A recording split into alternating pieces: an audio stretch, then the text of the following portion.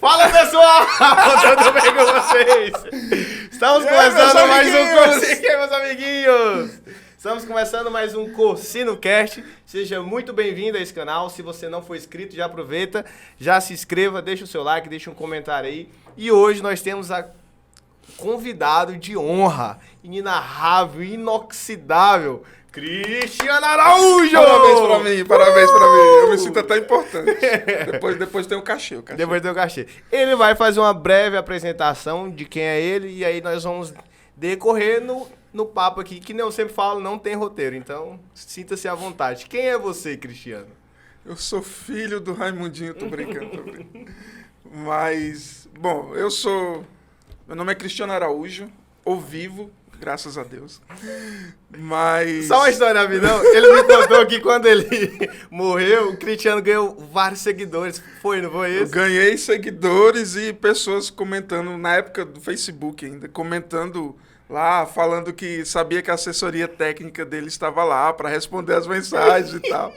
A pessoa nem para se dar o trabalho de olhar a foto e tudo mais. Saber que eu... Perto do Cristiano Araújo, eu peguei um pouquinho mais de sol, mas enfim. Mas eu sou o vivo. Mas, então, como eu estava dizendo, eu sou para mim mesmo. Cristiano Araújo, casado com a minha digníssima Jaque. Sou contador por formação, funcionário público por atuação. Que bonito. E atualmente... sou membro, participo e sou servo, ajudo e contribuo na Paz Church Palmas. E junto com a Jaque a gente está liderando o DIFLA em Palmas, que é o Ministério de Jovens da nossa igreja local. E para a gente é um orgulho, é um privilégio estar com essa galera lá da qual Vossa Excelência faz parte. E, bom, mais ou menos isso. É o que eu sempre falo para os outros convidados também. A gente sempre conversa com aquele comecinho, né? Que tem que ter aquele certo ganchozinho que você pega ali, né? Cristiano, você nasceu no berço Shalom, no berço evangélico. Como que era o Cris lá atrás, pequenininho, um jovenzinho mancebo? Como é que era ele? Como é que foi esse... Vai lá. Eu tô mais pra ter nascido na manjedoura, igual Jesus. Mas não nasci no berço esplêndido Shalom. Na verdade, minha família era, como a maioria das famílias brasileiras, era católica, né?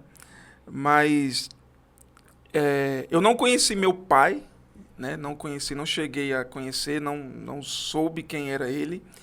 Minha mãe faleceu quando eu tinha 8 anos de idade.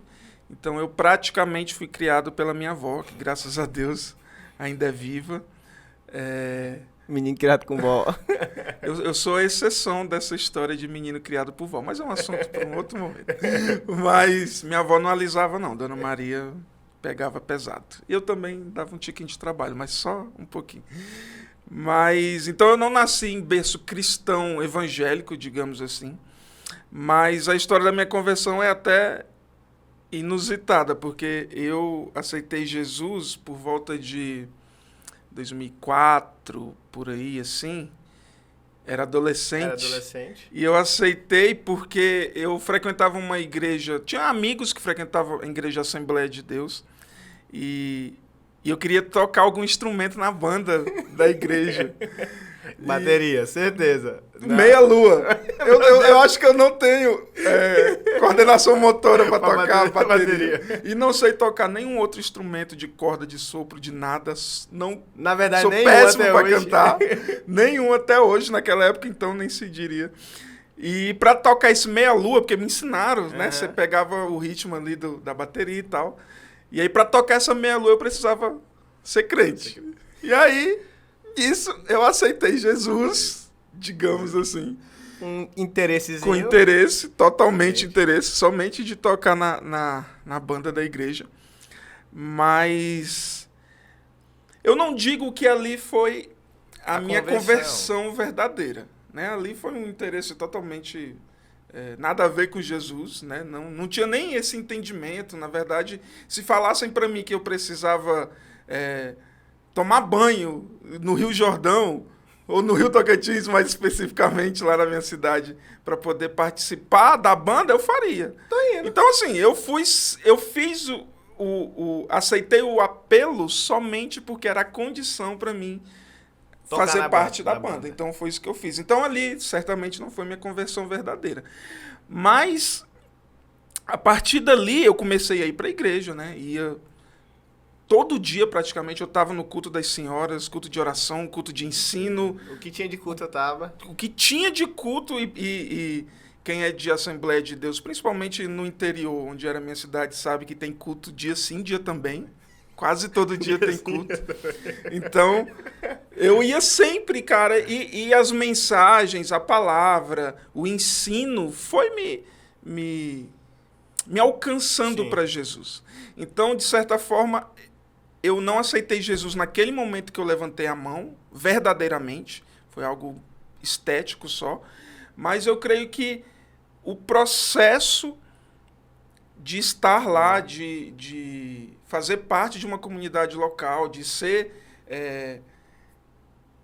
jogado diante da palavra, e a palavra fazer parte de mim, e falar comigo e tal, Mas foi o processo de eu aceitar Jesus. E a partir dali, teve um momento que eu fiz a decisão, já sabendo... Aí você foi lá na frente Isso, aí eu fui lá na frente de novo, já sabendo o que era aquilo, sabendo que decisão eu estava tomando. E aí, logo em seguida...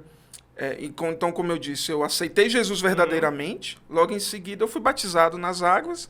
E aí não muito tempo depois, eu vim para Palmas, porque isso tudo a gente está falando lá no Bico do Papagaio, a Guiarnópolis. Ele não é de Palmas, ele não é do Tocantins. Na verdade, ele é do Tocantins, mas não é de Palmas. Isso. Eu nasci no Estreito, Maranhão, que é divisa com a Guiarnópolis Tocantins. Mas eu nunca morei em Estreito, eu só fui nascer lá porque em Guiarnópolis não tinha hospital. Aí ele se dá orgulho. Eu sou maranhense. Não, mas eu sou maranhense, eu nasci lá, não nego minhas origens, mas eu sempre explico que eu nunca morei lá. Porque a cidade é o que... Quem conhece a região sabe que a cidade é dividida por uma ponte, são 500 metros de distância uma da outra. Então, mas na minha cidade onde eu morava mesmo, que é a Guiarnópolis Tocantins, lá não tinha hospital. Então, pra gente nascer, a gente ia pro Estreito Maranhão. Aí eu fui no Maranhão, nasci lá, dormi lá talvez umas duas noites e voltei pra Guiarnópolis Tocantins. Aguiarnópolis. Que é o vulgo Bico do Papagaio? Fica na região ali do Bico do Papagaio. Mas não é... entendi. É uma região. Bico do Papagaio é uma região com várias cidades. Ali no mapinha do Tocantins... Eu pensei que era a mesma coisa. Aguiarnópolis é porque é uma família bem conhecida da região. Era a família Aguiar. Então entendi. Aí a cidade pegou o nome Aguiarnópolis. E aí, isso tudo falando de lá. Então... Isso a gente está falando por volta de entre 2004 e 2006. Você tinha o quê? 14, 15, 17? Eu tinha... 14, de 14 para 16 anos. E aí, quando eu fiz 17 anos, eu terminei no ensino médio. E aí eu passei para a faculdade, estudar aqui em Palmas. E aí em 2006, janeiro de 2006, eu vim para Palmas. E aí não conhecia a cidade, nunca... Tinha vindo em Palmas uma única vez para jogar bola. E foi só de passagem, a gente veio, ficou um dia... E eu já digo que não joga nada, viu, família, até eu hoje. O craque do time. E aí eu vim jogar bola então, e só de passagem. A gente nem chegou a dormir em Palmas. Então não conhecia Palmas direito. Não tinha nenhum familiar, nenhum conhecido, nada. Eu vim... Na cara e na coragem. Na cara e na coragem, menino do interior, humilde... Financeiramente muito humilde, mas Deus foi abençoando e tal. E aí quando eu cheguei aqui em Palmas em janeiro... A contabilidade, por quê? Só uma pergunta. Teve um acaso. Um acaso. Foi, né? Assim, na escola, no colégio, eu era muito bom de matemática. É tanto que eu tenho uma história muito legal que eu vou contar, eu gosto dela. Mas eu fazia questão de tirar 10 em matemática. Era um desafio para mim. Era honra. Era honra. Eu poderia não tirar 10 em nenhuma outra matéria. Mas matemática era... E eu fiquei com isso desde a 8ª série. Na época, a gente não tinha um 9º ano, né? Era a 8ª série do ensino fundamental e depois os 3 anos do ensino médio. Então, eram 4 bimestres por ano, aí contando 4 da oitava, mais 4 do primeiro, 4 do segundo, 4 do terceiro, são 16 bimestres. 16 notas. Então, dessas 16 notas em matemática, eu tirei 15 10 e um 9,5. E eu ainda fiquei triste por causa desse 9,5. Eu não vou falar nem as vezes. Porque... Mas assim, eu gostava muito de matemática, eu fazia questão de tirar 10 em matemática. E aí, gostando de matemática, na hora de botar lá a opção para fazer faculdade... não? Aí, assim, na verdade, assim, eu era muito matuto. É porque, assim, tem essa rixa também, de quem faz a ADM com Mas se você só sabe depois que entra. Ah, tá. E no meu caso, eu nem sabia o que era contabilidade. Porque assim, hoje, graças a Deus foi me ajudando, né? Eu não sou tão matuto quanto eu era antes, mas, cara, eu não sabia de nada. Por exemplo, eu pensava que para você fazer o vestibular, por exemplo, de informática, a prova ia ser só sobre informática. É tanto que eu gostava de informática na época, mas aí... A prova era na frente do computador, né? Não, eu achava que o conteúdo era só sobre informática. Eu não sabia que o vestibular, você vê... tem tudo, né? Tudo, sim. Mas eu achava que não, se eu vou fazer vestibular para informática, o conteúdo era só informática. Aí eu falei, eu gosto de informática, mas eu não sei tanto, então não vou fazer informática. Aí o que eu pensei? Contabilidade, eu nem sabia o que era. Não sabia, assim, exatamente o que era contabilidade. Mas eu falei, tem a ver com conta. E eu sou bom em matemática, então é isso que eu vou fazer. Mas, assim, foi puramente por acaso. Eu não sabia o que era o curso, não sabia o que via no curso. Eu só sabia que era contas. Que tinha contas. E eu gostava de falar, vou fazer ciências contábeis. Aí, vim fazer faculdade em 2006, janeiro de 2006. Logo no primeiro semestre que eu fui começar a entender o que era ciências contábeis, aí eu me apaixonei. Mas assim, já que você falou que você era matuto mesmo, assim, bem da roça, quando você chegou na aula, tava lá na aula, na faculdade, deu uma vontade de apertar, falou assim, você levantou a mão e falou, eu posso ir? Ou você só saiu? Porque quando é matuto mesmo, na faculdade, levanta a mão e pede, eu posso ir? Não, eu não cheguei a ser assim, porque eu via... Quando eu cheguei na aula, eu via que ninguém fazia isso, eu também não fazia. Mas, pra você ver o meu nível de matutice. Quando eu sabia que eu ia fazer ciências contábeis, aí eu cheguei, vim para Palmas umas 2 semanas antes, fiz a matrícula, e aí eu liguei, antes de eu ir fazer a matrícula, na verdade, eu liguei na faculdade para perguntar se tinha lista de material escolar. Eu liguei, eu falei, onde é que eu acho a lista de material escolar? Aí a moça que me atendeu do outro lado, eu acho que tanta pena de mim, ela começou a rir assim, meio sem graça, ela falou, não, meu querido, não precisa não. Não tem lista não, é só um caderno e uma caneta. Então tá bom. Cartolina. Eu achava, né, no colégio você tem a lista, não sei o que, para comprar, eu achava que tinha, por seja tanto que eu era da roça, né? Mas aí... Você veio... Aí eu vim para Palmas, fiz a inscrição, fiz a matrícula, e aí nesse período que eu cheguei em Palmas, o que acontece? Eu cheguei em Palmas sem conhecer ninguém, sem conhecer nada. E aí, assim, eu passei entre 2006 e 2008, eu não frequentava igreja nenhuma. Porque minha vida realmente, assim que eu cheguei para Palmas, minha vida era casa, faculdade, casa. E aí, ainda em 2006, eu consegui um emprego de bike boy em um escritório de contabilidade. Office boy não é office boy, é bike boy. Eu rodava essa cidade inteira de bicicleta, entregando e buscando documentação para o escritório. E aí, então, eu passei a sair de casa cedo para ir para o trabalho, passava o dia inteiro, ia para a faculdade à noite e voltava para casa. E eu não tinha muitos amigos assim que eram cristãos na faculdade e tal, não conhecia muita coisa, não conhecia nenhuma igreja aqui, eu era muito caseiro e tal. Então, eu não passei esses 2 anos, entre 2006 e 2008, sem frequentar a igreja, né? Nunca fiz nenhuma loucura, mas eu também não estava congregando. E eu acredito muito, né? Hoje eu tenho esse entendimento, eu acredito muito no princípio de congregar, o quanto que isso é importante para nós como corpo. Né? Um membro sem um corpo é um membro morto. Ele não tem vida, ele não tem utilidade. Mas antes você não tinha. Eu não tinha esse entendimento. Até as pessoas me perguntavam, tu é crente? Eu falei, sou. Mas tu tá indo em alguma igreja? Não tô. Mas eu achava que isso não tinha problema. Hoje eu entendo que é uma outra história. Faculdade antes, porque hoje você vai, você entra, é festa tudo. Lógico que tem pessoas que vão para estudar, né? Tem uns aí que talvez que vão para estudar, né? Mas hoje você entra, tem muita coisa que tenta tirar você do foco, né? Antes tinha muito isso ou era de boa? Tipo assim, festas ou... Assim, a minha faculdade, eu estudei na Católica, que hoje é a universidade. Não foi o UFT. Foi a... Na época era a Faculdade Católica Tocantins, hoje é a universidade, né? Unicatólica hoje. Mas não tinha muita festa, assim. Tinha os amigos de sala que saíam para beber, que saíam para curtir uma coisa ou outra. Eu não ia muito porque eu não tinha dinheiro. Não tinha condições de acompanhar a rotina da galera. Mas volta e meia eu saía. Às vezes eles pagavam para mim, às vezes sobrava uma graninha, eu conseguia comprar uma latinha de cerveja e tudo mais.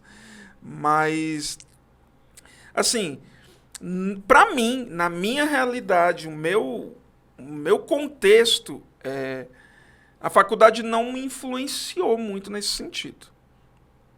É claro que hoje eu sei que, principalmente com a facilidade da comunicação, sim, redes sociais, e parece, hoje, pelo menos ao meu ver, parece que os jovens são mais, como é que eu posso falar, mais atuantes nessa área de farra e de promover coisas. Por exemplo, na faculdade católica onde eu estudava, não tinha muito essa promoção de festas, não tinha muito esse tipo de coisa. Então, eu não fui muito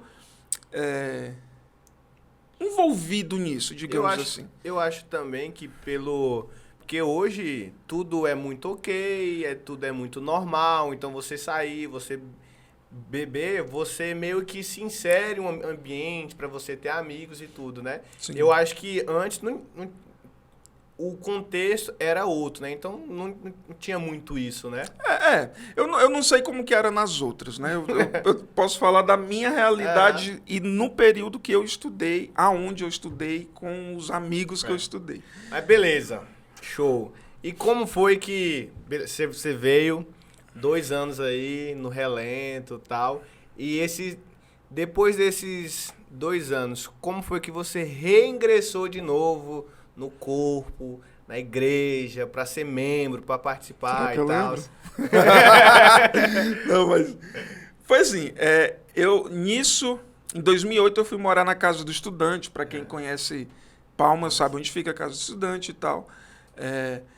E morando na Casa do Estudante eu conheci um amigo que estudava no UFT e tinha um outro amigo que, por incrível que pareça, ele estudava comigo, mas foi só quando eu fui para a Casa do Estudante que tinha esse outro amigo e eles eram amigos em comum. Mas eu não sabia, né? Eu conhecia só esse que estudava comigo e esse outro eu fui conhecer na Casa do Estudante. E aí, nesse convívio, a gente acabou se encontrando os 3 e aí eles me chamaram para ir para a igreja. Eles eram da mesma igreja, que é, inclusive, a igreja que a gente faz parte hoje. Na época era uma outra denominação, mas era Igreja Mundial da Paz, na época, isso em 2008. Não era o Pastor Jackson. Isso em 2008. E aí eles me convidaram para ir lá visitar essa igreja. E aí eu fui e acabei ficando. E aí, acho que isso foi em 2008. Acho que por volta ali de 2009, mais ou menos, a gente fez essa transição de Mundial da Paz para Paz Church, que é o que nós somos hoje. E aí eu fui ficando. Então eu tô lá desde 2008. Fizeram uma pergunta aqui. Eu acho que é dessa época. Dá até tempo de você tomar o seu cafezinho aí. Aqui, ó. O que foi o Ministério Onda? Não, o Ministério Onda, na verdade, é um pouco depois dessa Já- época ah, ainda. não. Nós já éramos Paz Church. Já?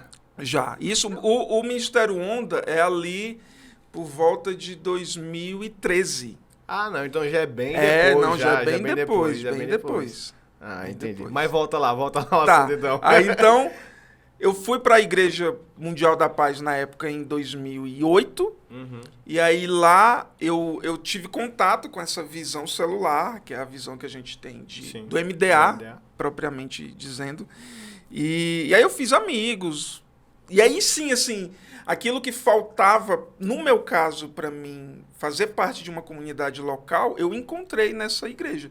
Que eram pessoas que me influenciavam e que eu gostava de estar junto e que era de uma igreja local e tal. Tudo aquilo que eu não tive entre 2006 e 2008, porque eu não conhecia ninguém que era de uma igreja Sim. e tal. Meu ciclo de amizades era muito restrito nessa época. Então, a partir de 2008, que eu fui para a igreja, eu fiz os amigos, muitos que são até hoje amigos, desde essa época. Então, foi a partir daí que eu voltei, que eu retornei, e aí nunca mais me afastei do corpo, né? Sempre. Entendi. Então, desde 2008, meados de 2008 para cá, que eu estou no mesmo corpo, na mesma igreja local, com grande parte dos mesmos amigos. Mas aí você falou que lá atrás, que quando você começou aí, você foi por causa da Não. banda e tudo. Calma, É. vou chegar lá. De outra igreja. De outra É igreja. isso. Lá atrás. Isso. Aí, beleza, você veio pra Palma, você ficou um tempo fora e tudo mais. Aí, em 2008, você começou a ir. Quando você voltou, você tinha, tipo assim, eu quero ser líder de tal coisa, eu quero participar da banda, ou não, eu só quero ser um membro, você já tinha como é que eu posso dizer? Um chamado, assim, pra alguma área, ou você tava lá por querer estar lá mesmo, por causa do membro, por causa do corpo? Assim, hoje a gente está em 2022. Né? Então, você olha para a sua vida para trás, você consegue perceber e compreender muita coisa que você viveu. Vivendo hoje, eu consigo compreender o porquê que lá em 2004, por aí, quando eu levantei a mão para dizer que aceitava Jesus, para entrar numa banda da igreja, eu consigo entender que, na verdade, eu sempre tive em mim essa coisa de cooperar. Sim. De não ser aquilo que a gente chama de cristão esquenta-banco. Eu nunca... Tanto que, certo ou não, e eu entendo que não foi a maneira correta, não foi o motivo correto, mas eu aceitei Jesus para participar de algo, para ajudar em algo. Então, assim, isso aí quando a gente já falando de Igreja da Paz, Mundial da Paz, isso em 2008, claro, eu não cheguei lá com essa intenção de liderar, até porque eu venho de um contexto, eu aceitei Jesus no contexto de Assembleia de Deus. A igreja que eu retornei aqui em Palmas já é uma igreja em células. A Assembleia de Deus que eu participava não tinha essa visão. Então, não tinha muito essa questão de liderança, de várias pessoas serem líderes nesse contexto da Assembleia de Deus que eu participava. Então, quando eu cheguei na Mundial da Paz, eu nem sabia o que era célula. Nem sabia o que era discipulado, nem tinha entendimento dessas só coisas. Queria estar lá pelo pessoal. Eu realmente, eu cheguei lá pelas amizades e pelas pessoas. Eu gostava de estar junto, eram as pessoas que eu estavam juntas, as comunhões eram sempre os mesmos amigos e tudo mais. Churrasquinho e tal. Mas, com o passar do tempo e não muito tempo depois, obviamente, você inserido num contexto em que você entende e compreende que discipulado é um princípio para todos. O ID é para todos, não é só para a liderança. Então, fazer discípulos de Jesus para Jesus é para todo mundo, ele deixou isso para todos nós. Então, inserido nesse contexto, nessa realidade, aquilo que para mim não era natural e não era algo claro, foi se tornando natural e algo claro na minha vida. Então, desde 2008, quando eu retornei para uma igreja local, para essa igreja que eu faço parte até hoje, eu não entrei com esse propósito de liderança.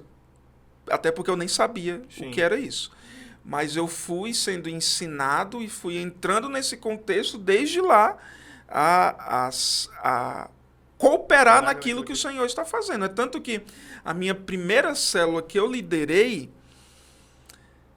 foi algo por volta ali de 2009, 2010, mais ou menos. Eu não lembro exatamente o período, mas foi por ali. Então, e desde lá eu nunca deixei de liderar algo, seja discipulando, seja com célula, seja com...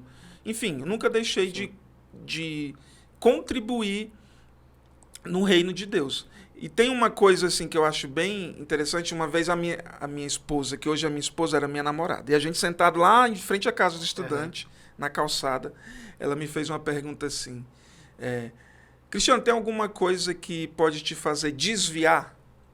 E aí, assim, na época, isso a gente está falando de 2011, talvez, 2010, 2011. Na época, eu até para não aparentar, assim, fraqueza, né? Vai lá, eu não sabia se ela estava me testando, alguma coisa assim. Eu falei, eu falei, não tem nada que me faça desviar. E realmente, assim, eu não me veio na cabeça nada que eu poderia desviar. Eu nunca fui um cara de farra, nunca gostei de beber. Na época que eu bebia para acompanhar meus amigos, para me sentir inserido. Socialmente, isso, né? socialmente. Nunca fiquei bêbado, nunca fumei nada. Então, nunca fui um paquerador. Que faz, o ex-bruxo, o ex não sei o quê. Não, eu não tenho ex-nada. Eu não tenho ex-nada. Eu sou ex-matuto. Isso vale. Mas então, aí eu falei, não tem nada que me faça desviar. Mas aí depois, no decorrer da caminhada, aí eu já casado com a Jaque, a gente já tinha acabado de ter nosso primeiro filho, que é o Arthur. Isso então é depois de 2014. Aí a gente estava sentindo assim muita coisa, a gente fazia muita coisa. Nossas noites, eu continuo trabalhando o dia inteiro.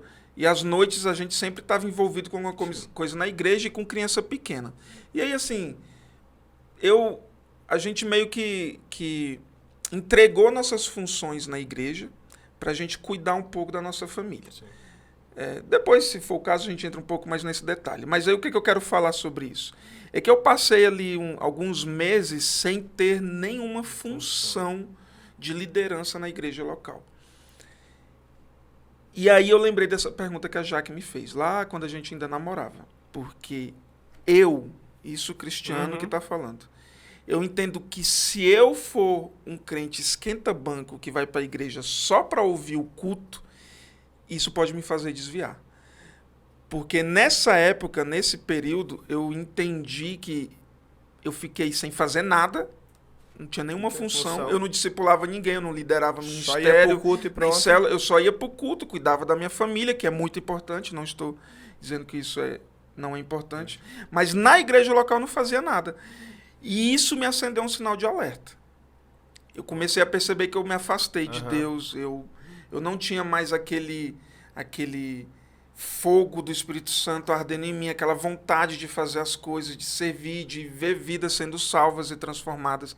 Então, por não fazer nada, eu entendi que isso poderia me desviar. E aí eu conversei com a Jaque, e a gente conversou com os pastores, falou, vamos voltar.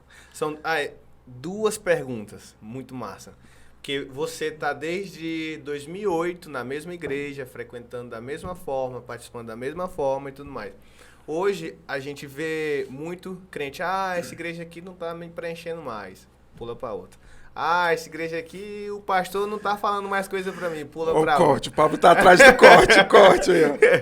Aqui não sei o que, e pula para outra. O que você fala para essa pessoa que não cria raízes ali, que não cria vínculo e fica no mesmo lugar e acha que, aqui não é mais meu lugar, aqui não me preenche mais, aqui não tá fazendo mais sentido. O que você fala pra ela? Esse é um assunto que... Ai, meu Deus. Esse é um assunto muito pertinente, né? Entendeu? É um assunto que vai dar corte. Mas, cara, assim, eu tô falando aqui sobre eu, né? O que eu penso, né? Então, né? Quem pensa diferente não tem problema. Cristo dá sabedoria para todo mundo.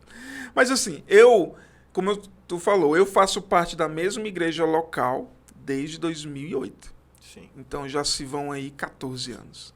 Né? E eu nunca pensei de mudar de igreja. Com quantas já tive várias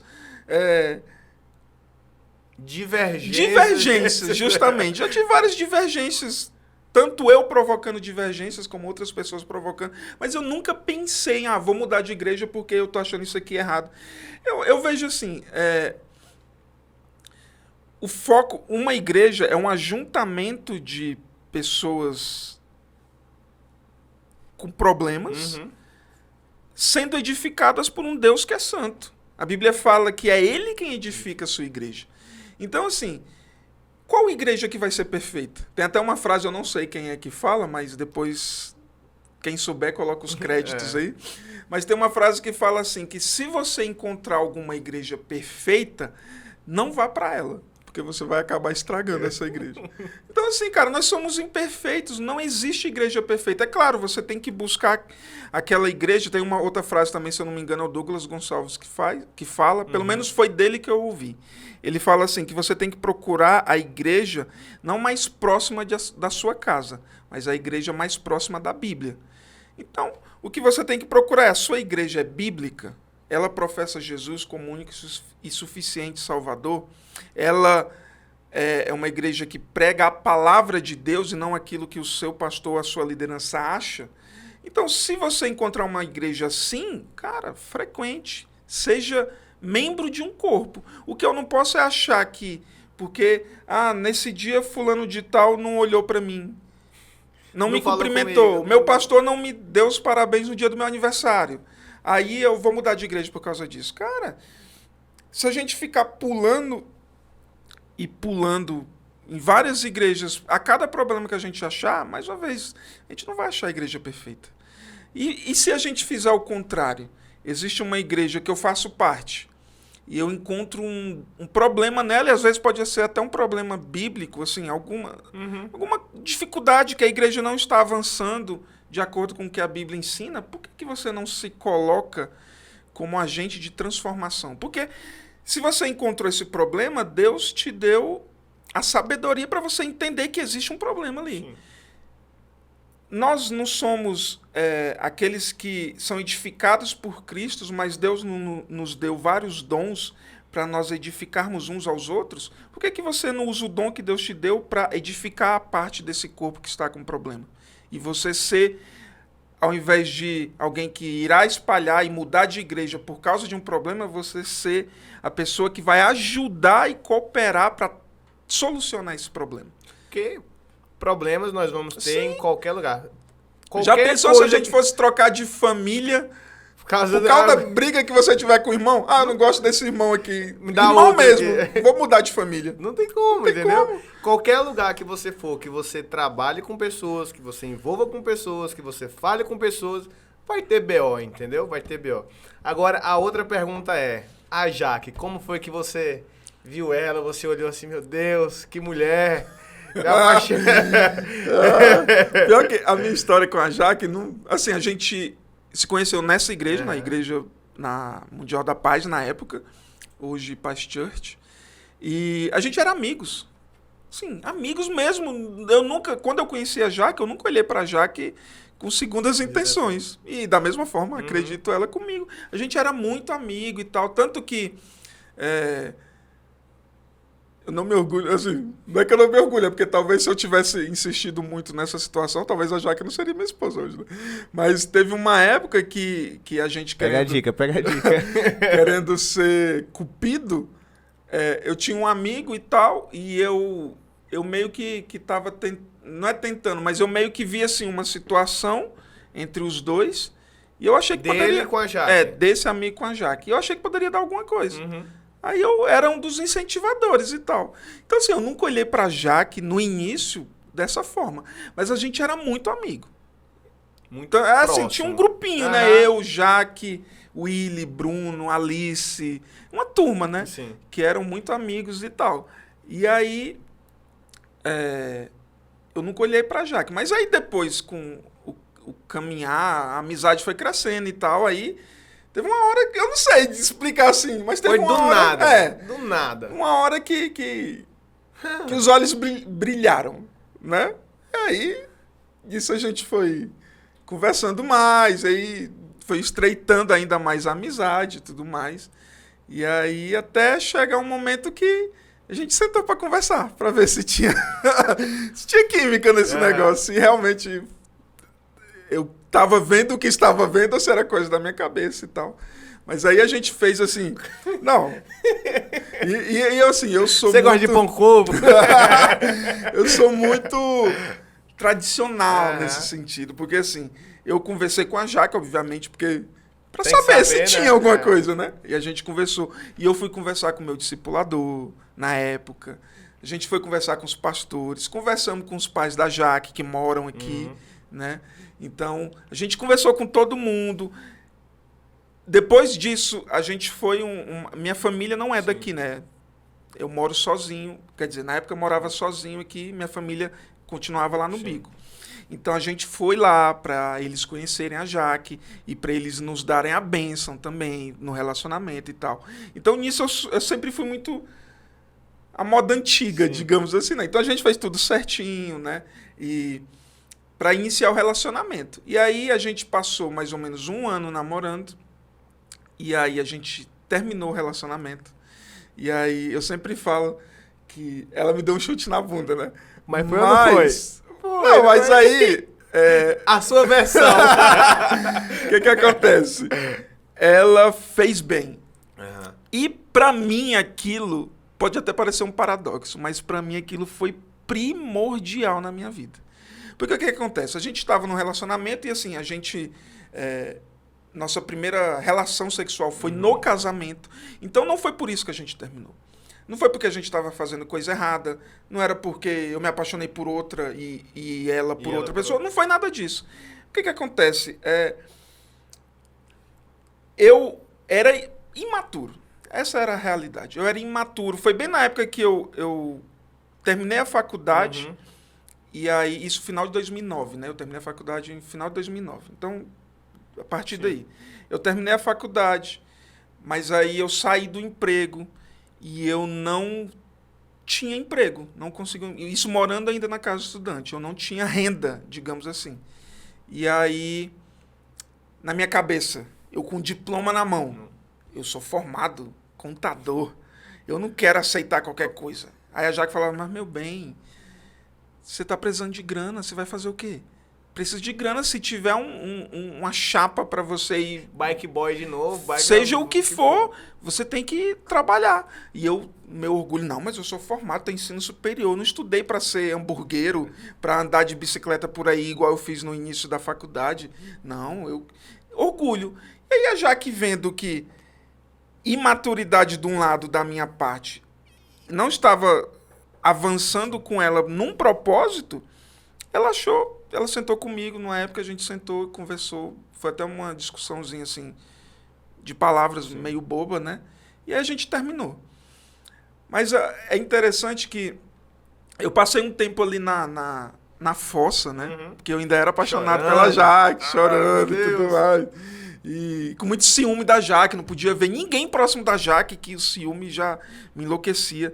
Mas aí meu discipulador, na época, que era o Bruno, muito sábio, como sempre. O Bruno, ele teve uma noite, eu morava na casa estudante, isso 2 horas da manhã, mais ou menos, da madruga. E aí eu chorando por causa da Jaque, a Jaque não me quer, não sei o que lá. Eu liguei pro Bruno, mas eu achei que ele não ia entender, não ia atender. Aí eu liguei, ele realmente não atendeu na hora. Mas aí, em seguida, ele me retornou. Aí falou, o que foi, mano? O que tá acontecendo? Aí eu, não sei o que, a Jaque chorando e tal. Ele falou, espera aí que eu vou ir. 2 horas da manhã. Eu morava na casa estudante, ele morava em outra quadra, uns 5 quilômetros de distância. Ele pegou o carro, acho que o carro da irmã dele na época, pegou o carro, foi lá na casa estudante me pegar. Eu entrei no carro e a gente foi rodar. A gente não parou em lugar, não, a gente foi rodar. Ele ficou dirigindo e conversando comigo. E ele me deu a dica que mudou minha vida nessa época. Porque ele falou assim, Cristiano, o que for para ser, vai ser. Você está querendo fazer as coisas na força do teu braço. Foca em Deus e ignora a Jaque, ignora esse relacionamento. Se for para acontecer, vai acontecer. Mas eu peguei isso de uma forma tão radical, eu fui assim, tão radical mesmo, que tipo assim, eu cortei relacionamento com a Jaque 100%. Em tudo. Em tudo. Tipo assim, quando eu chegava na igreja e tava a turminha, se a Jaque tivesse, eu cumprimentava todo mundo. E ela ignorava. E ignorava a Jaque. Eu não falava com ela. Se ela chegasse e eu tivesse na turminha, ela falasse comigo, eu não falava nada. Eu ignorava. Por muitas vezes nos rolês da galera, se eu sabia que a Jaque ia, eu não ia. Mas isso, você fazia isso doendo dentro? Não, no início... Ou tava tranquilo? Não, no início foi doendo. Uhum. Nossa, foi... Mas eu quis ser radical. Sim. E aí eu ignorava 100%. Eu não falava com a Jaque. Na época, o celular não tinha WhatsApp e tal. SMS. Mas SMS eu apaguei o nome dela dos meus contatos. Eu não tinha... Eu tinha zero relacionamento com a Jaque. A gente, na época, era da mesma célula. Nós mudamos de célula, alguma coisa assim. Então, assim, foi 0, 0, 0. E aí eu foquei em mim e naquilo que o Senhor queria pra minha vida. Eu fui atrás, Senhor, beleza. Eu tô vivendo aqui. Eu vivia minha vida em função da Jaque. Na minha cabeça, eu vivia pra ela. Era tudo pra ela, fazia tudo pra ela. Mesmo que de forma errada, assim... Inconscientemente, mas assim, eu vivia minha vida em função da Jaque. E aí eu fui viver a minha vida, em minha função e em função do Senhor. Saber, Senhor, o que o Senhor quer pra mim? O que o Senhor quer pra minha vida? E aí, cara, foi a partir daí, tanto que foi aí que eu comecei a discipular a primeira vez. Comecei a liderar a minha primeira célula. E minha célula, cara, tava bombando na época. E aí, o que acontece? A dica, anota aí vocês que estão... Pega a chave. Solteiros. Alocador. Mas olha aí, foi, cara, quando... Aquele clichê, sabe aquele clichê que todo pastor, líder de jovens fala? Quando você estiver próximo de Deus, você vai estar próximo da pessoa de Deus para você. Que é o que o pessoal fala que é o triângulozinho, né? Que quanto mais sobe, mais ela sobe, você se encontra Quanto mais cima. Próximo de Deus você estiver, mais próximo você vai estar da pessoa de Deus para sua vida. Então, cara, eu foquei no reino. Eu virei discipulador, virei líder de célula, minha célula estava bombando, e a Jaque viu isso. Ela falou, porque ela continuou na mesma igreja, nós continuamos na mesma igreja. Ela viu o meu crescimento com o Senhor. E aí, a essa altura, a Jaque, assim, eu continuava ignorando, mas eu tinha zero sentimento. Aquele sentimento que era quase que uma possessão. Uma possessão para mim. Eu não tinha mais. É tanto que eu não olhava mais a Jaque como uma possibilidade de uma esposa, algo assim. É tanto que eu cheguei até a me interessar por uma outra pessoa, que não foi para frente, nem cheguei a conversar com ela nem nada nesse sentido, mas eu me interessei por uma outra pessoa, ou seja, eu esqueci realmente o sentimento que eu tinha pela Jaque. E aí, focado lá no serviço, no reino e tal, já estava trabalhando, né? E aí... servindo no reino, minha vida tava boa, eu tava assim, tava fluindo. Tava fluindo. E aí a Jaque vendo tudo isso ao redor, e aí a gente até conversou depois sobre isso, foi a partir daí que ela começou de novo a se interessar por mim. Eu lembro que antes, quando a gente terminou, pouco tempo depois, eu cheguei a conversar de novo com a Jaque para voltar e tudo mais, e ela falou para mim que ela não sentia mais nada por mim. Doeu. Na época eu ainda era possesso assim e tal. Mas ela falou que não sentia mais nada. E aí, depois, quando eu cresci no reino, amadureci, né? Não é só você servir no reino, mas você amadurecer como pessoa. E aí ela começou a olhar para mim de novo.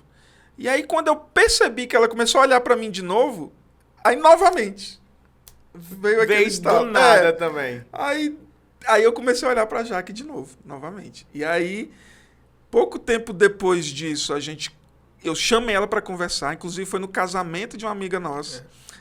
A gente foi pro casamento. Tava propício.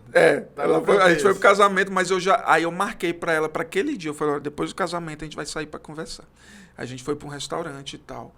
E naquele dia, a gente meio que voltou, né? A gente sentou para... Meio não, a gente voltou.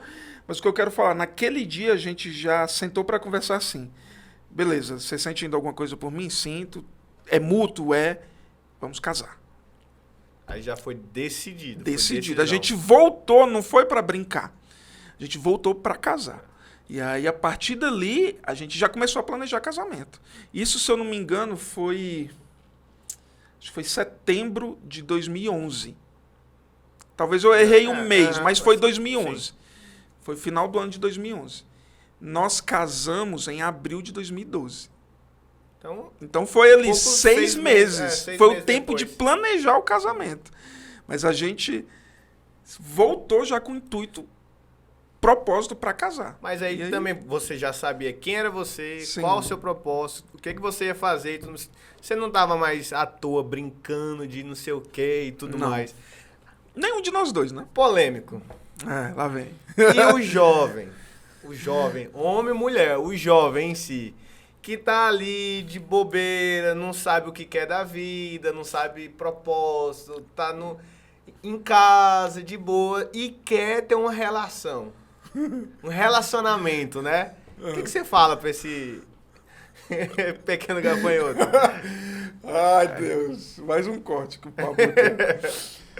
Cara, isso é muito complicado, né? Hoje, como líder de jovens, né? Eu e a Jaque... Pode ter um tererê pra você tomar. Eu e a Jaque, como líder de jovens, a gente... Isso é como se fosse assim, parece que é a causa da vida dos jovens hoje. Tipo assim...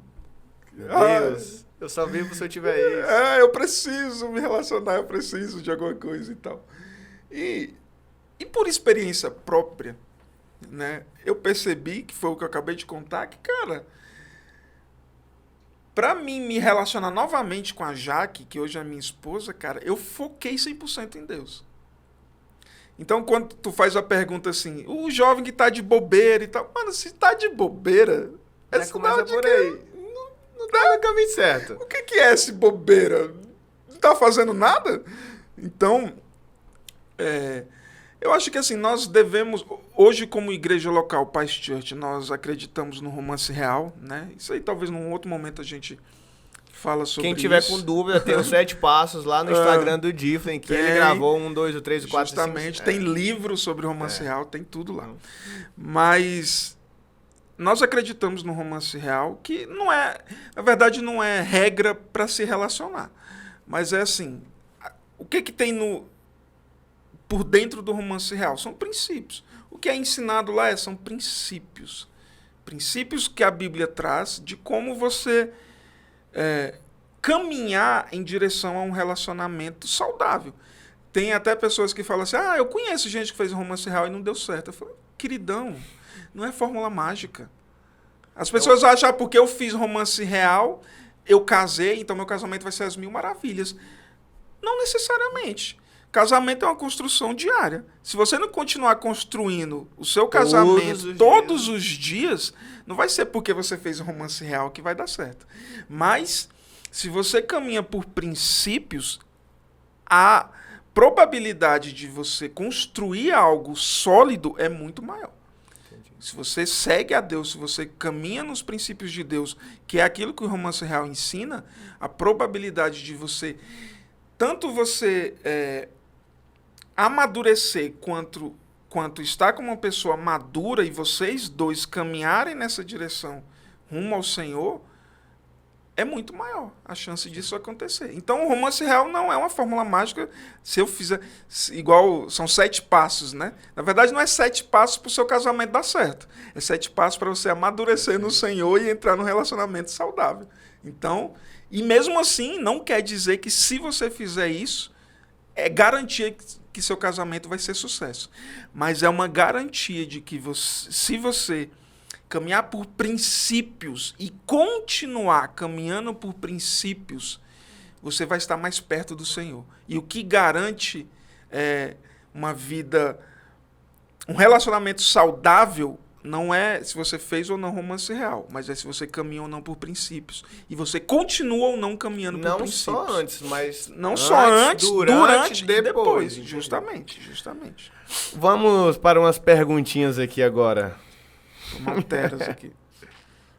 Cadê? Tem uma muito boa aqui que eu vou... Cadê? Vamos lá. essa daqui é boa. Como surgiu a paixão por liderar jovens? Aí também é bem interessante, porque a minha primeira célula que eu liderei foi de jovens. Eu era um jovem na época, tinha, sei lá, meus 20 e poucos anos, 21, 22. E então foi a primeira célula que eu liderei e era de jovens também. Só que quando eu fui casar com a Jaque, a gente já voltou ao relacionamento, preparando o casamento, a Jaque era supervisora de células de crianças e adolescentes. Mais adolescentes. Sim. E aí... O Start, Isso, ou já era isso. Start? Não era. Não Nem era tinha Start. ministério na Start, época. nada.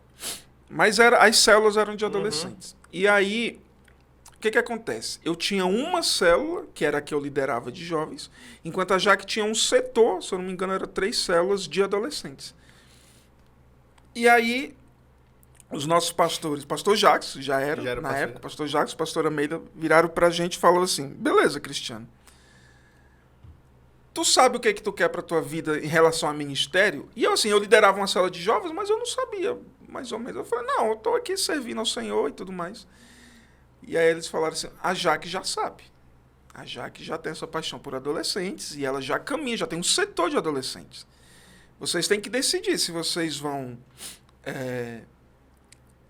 caminhar numa possibilidade que é o seu caso, que você ainda não tem certeza do que o Senhor te chamou para fazer, ou se vocês vão caminhar pelo lado da Jaque, que ela já tem essa certeza.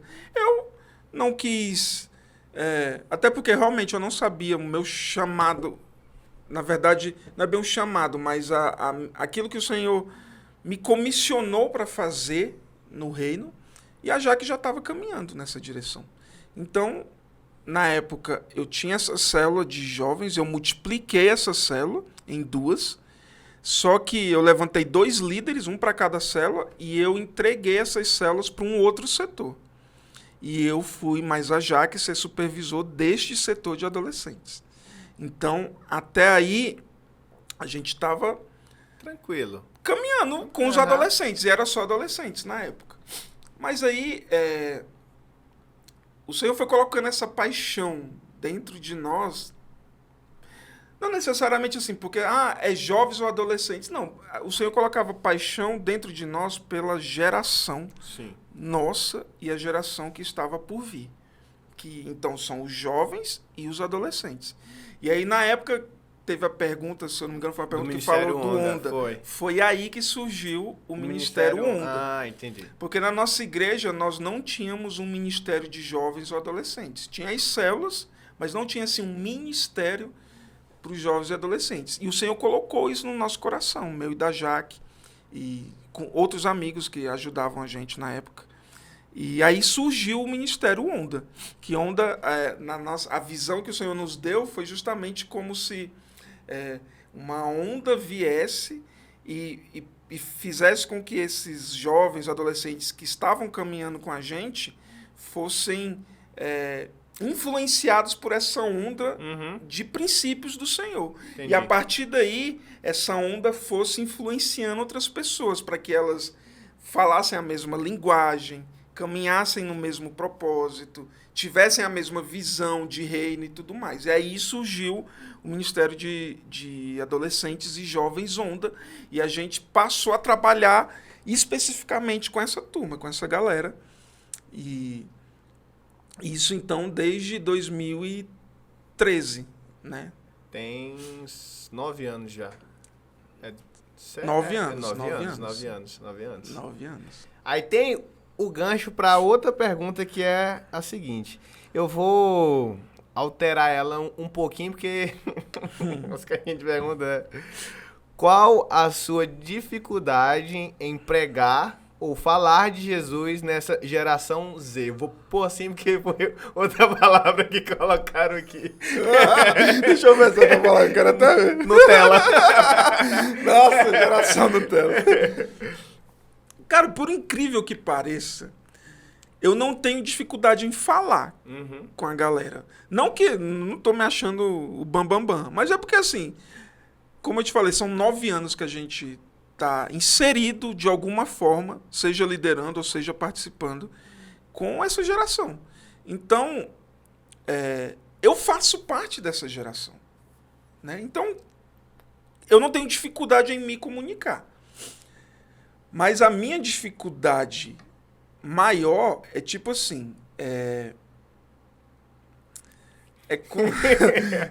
cuidando com as palavras, né? Mas é assim, a minha dificuldade maior, para usar a expressão que a pessoa usou, é com a nutelagem da galera. Sim. É de tipo assim, por exemplo, eu já passei por essa fase do relacionamento, entrar no relacionamento e tal. E aí, não é que o que aconteceu comigo é o que tem que acontecer, é o que vai dar certo para todo mundo. Não é isso. Mas é assim, a Bíblia fala que na multidão de conselhos há sabedoria. Então, assim, cara, se você tem pessoas, e eu não estou falando só de mim, mas são as pessoas que já viveram uma etapa de suas vidas, que vocês ainda estão caminhando para viver, não é mais fácil você ouvir de quem já viveu isso para poder não fazer tudo que essas pessoas fizeram, mas poder facilitar o caminho. Eu digo, errar menos, né? Errar menos, justamente. É tipo assim, por exemplo, em 2019, acho que foi 2019, eu viajei com a minha esposa para Itacaré. Eu não conhecia na primeira vez que a gente estava indo lá. Mas tem amigos que moram lá. Uhum. Então, assim, a gente ia para uma praia, pensa comigo, se a pessoa que já mora lá sabe tudo sobre a região, não é muito mais fácil eu acompanhá-los para chegar em praia tal do que eu querer ir sozinho? É muito mais. Eles já sabem. Muito mais fácil, muito mais rápido. Eles sabem os caminhos, eles já foram, eles sabem por onde é que eu posso ir, por onde é que eu não posso ir. Porque eles já viveram aquilo. Então, a minha maior dificuldade não é de comunicação. Tu faz parte dessa galera. Tu sabe que quando eu tenho para falar, eu falo. Eu não tenho problema em falar. Mas, assim, o meu maior problema, e aí Deus tem até que trabalhar isso em mim, é de, assim, eu ver, às vezes, as pessoas, essa galera, tomando decisões que você tá vendo que pode não ser legal e eles não te escutarem. Porque falar a gente fala, o problema é a galera nos escutar. E eu não tô falando isso, depois o jovem vai querer me matar. Eu não tô falando isso que ninguém escuta o que a gente fala, não é isso que eu tô falando. Eu tô falando assim, quando tem alguma dificuldade que a gente tá vivendo, as dificuldades são essas, de quando a gente fala, quando a gente aponta. Eu não vou dizer aponta o caminho, porque fica parecendo que então, o caminho não sou eu, o caminho é Jesus. Sim. Né? Não é eu que aponto o caminho, eu mostro para a Bíblia. Eu falo, mano, a Bíblia, vai para a Bíblia. Mas quando a gente fala, olha, o princípio é esse, a palavra do Senhor fala isso e tudo mais, e a gente aponta meio que, como se fosse uma placa, só está apontando ali, mas o caminho é o Senhor. A gente aponta para o Senhor e as pessoas não seguem, aí isso, para mim, é uma dificuldade, porque é como se eu estivesse vendo assim, eu falo, cara, hoje eu tenho 2 filhos, né? Eu tenho o Arthur de 7 anos, a Raquel de 4. É como se eu estivesse vendo meus filhos fazendo traquinagem e eu falando para não fazer e eles fazendo. Então, é esse o sentimento que nós temos, a dificuldade que nós temos com a geração. Porque, assim, uma das perguntas que você fez como que eu descobri, mais ou menos, a paixão pelos jogos. Cara, isso é uma paixão de verdade. O Senhor colocou isso no nosso coração. Tanto que, né, eu falei lá no início, né, que a gente teve um tempo que a gente entregou as funções que a gente tinha, a gente passou um tempo sem e retornou. Quando eu retornei, foi nos dada a possibilidade de nós irmos para a área de casais na época, era só casal.